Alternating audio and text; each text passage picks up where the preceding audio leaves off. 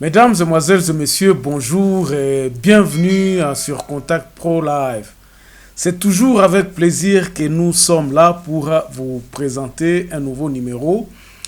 Nous avions été contactés hier par beaucoup de messages, beaucoup d'encouragements. Merci en tout cas pour tous ceux qui se donnent le luxe de nous suivre et puis de nous contacter et puis de réagir sur nos émissions. Cela nous met en confiance et nous pousse toujours à faire mieux et à discuter avec vous les sujets profonds que connaissent notre République démocratique du Congo. Vous aviez été nombreux à me demander, à me poser la question de savoir sur pourquoi est-ce que je suis pro-tribal ou bien pourquoi est-ce que j'insiste sur le développement du pays au niveau de la base. Alors, vous êtes au courant et vous êtes bombardé par des messages de haine tribale, les gens qui se disent le tribalisme, c'est quoi, qu'est-ce qui se passe avec les Baluba, qu'est-ce qui se passe, il y a beaucoup de gens qui doivent être arrêtés parce qu'ils ont été tribalistes et tout ça. Ce mot-là a toujours causé des problèmes en République démocratique du Congo, le tribalisme et le tribu. Beaucoup de gens confondent le tribalisme et le tribu. Mes chers amis, ça c'est un sujet qui est là, qui fait beaucoup de temps, depuis le temps de Mobutu, où Mobutu avait dit que le tribalisme avait prononcé pour la première fois à ma mémoire, donc si j'ai bonne mémoire, c'est dès lors que Mobutu avait remarqué que non, les gens qui étaient nommés et qui dirigeaient les institutions de la République démocratique du Congo tendraient à avoir tout aux alentours d'eux les gens de leur propre tribu, donc les gens qui avaient la même obédience.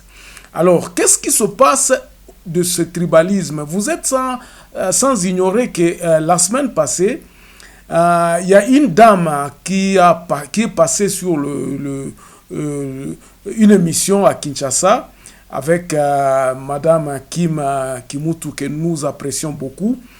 Cette dame, c'est la sénatrice, le député Munongo, je peux ignorer son nom. En tout cas, c'est la reine de Bayeke, donc du Chaba. Cette dame a été massacrée, on l'a traitée de tous les noms, on dit qu'elle est tribaliste, elle est en train de promouvoir les choses tribales et tout ça, donc ça causait un peu de tollé et beaucoup d'entre vous m'ont posé cette question, qu'est-ce que j'en pense? Normalement, je ne pouvais pas intervenir aujourd'hui, mais tellement que j'ai eu beaucoup de messages et ça commence un peu à faire mal et je suis obligé de venir vous dire ce qui se passe exactement. Et beaucoup qui me suivent depuis le début, lorsque nous avions commencé, nous avions insisté sur le développement de notre pays au niveau de la base. Alors aujourd'hui, nous allons parler de tribus et de tribalisme avec les actes qui sont sur notre plateau, ce que nous avons aujourd'hui et les conséquences. Je vais vous en parler, mais en bref. Mais cette émission, si vous voulez vraiment prendre rendez-vous avec moi le samedi, comme d'habitude, lorsque nous faisons les lives, nous allons aller en large sur ce thème ici, le tribu et le tribalisme. Mais aujourd'hui, je réagis et je réponds à ceux qui m'ont posé beaucoup de questions sur ça, sur ce que je pense de ce que la dame est passée sur les réseaux. Qu'est-ce qui se passe exactement? Nous parlons de tribus et de tribalisme dans cette émission, mais ça sera en condensé parce que nous n'aurons pas beaucoup de temps. Je vais justement aller dans les grandes lignes et vous situer et donner mon propre point de vue sur ça.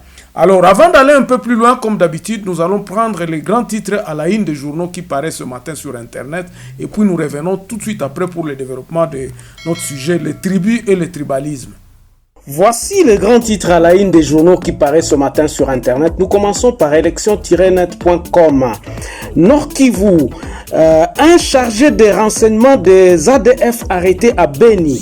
Et puis Goma, explosion d'une bombe dans le camp Katindo. Le bilan provisoire fait état de 8 morts et 3 blessés. Ça, c'est la version officielle. Et puis Goma toujours, ces nouvelles précisions du général Ndima Constant sur l'explosion de cette bombe. Vous lirez ça dans élection-net.com. On va sur actualité.cd.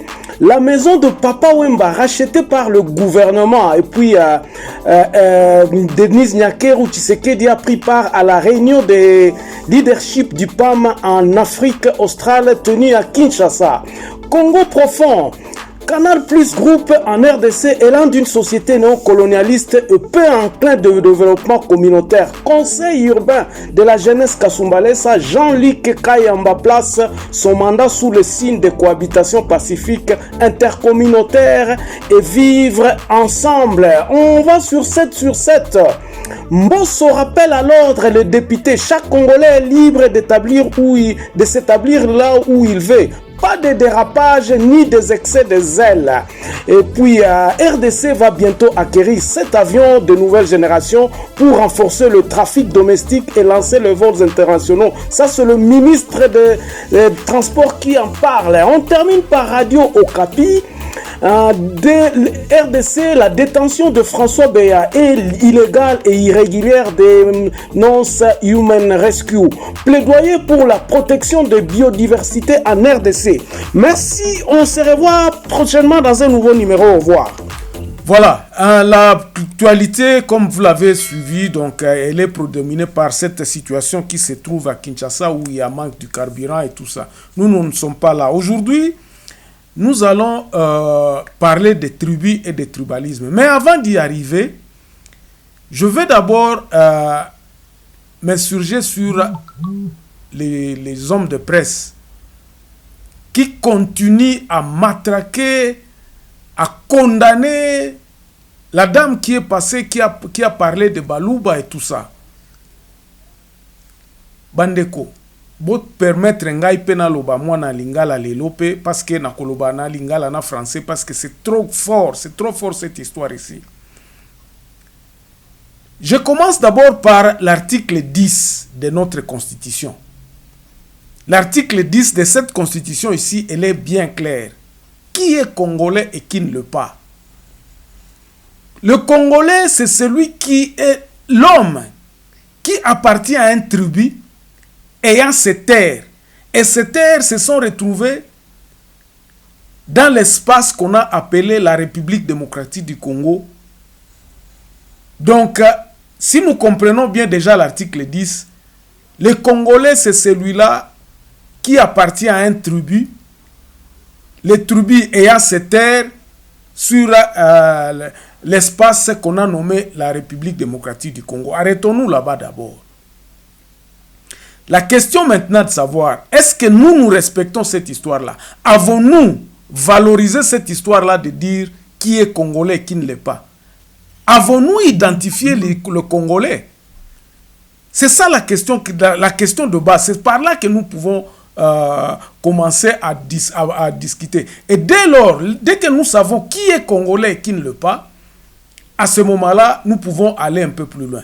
Donc, l'erreur déjà, au départ, notre pays, les dirigeants de notre pays n'ont pas pu définir ou bien identifier effectivement les Congolais. On parle de 450 tribus et ethnies. On parle parfois de 600 langues qui sont parlées en République démocratique du Congo. C'est vague. On n'a jamais parvenu à déterminer les Congolais, c'est qui est, c'est quoi, où est-ce qu'il vit, qui est ce Congolais-là, il vit où, quelle est la richesse de ces Congolais-là, de ces tribus, quelles sont. Pourquoi ça? Et là, nous allons tomber sur la loi Bakajika. La loi Bakajika, avec les tribus, on a vu, nos législateurs ont vu, surtout Bakajika, parce qu'il avait parlé de cette histoire-là, mais cette histoire-là, on n'a jamais érigé ça en loi. C'est resté dans la tête des gens. C'est resté dans la tête des gens, mais en tout cas, je suis parti dans la constitution et tout ça, dans les lois organiques, et je n'ai pas trouvé là où on a dit cette histoire ici de loi Bakadjika qui devrait être déterminée. On en parle, on dit que non, le sol et le sous-sol appartiennent à l'État congolais. Cela veut dire qu'on a enlevé le pouvoir des tribus et des ethnies de leur terre. On a dit que non, bon, nous convenons à ce qu'il n'y aura plus de tribus, il n'y aura plus des ethnies.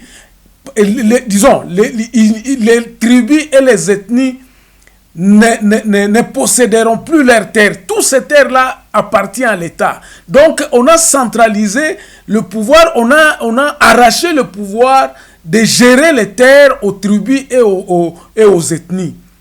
C'est là qui a été la différence. Aujourd'hui, nous subissons la même chose. Je vous parle des conséquences de ça.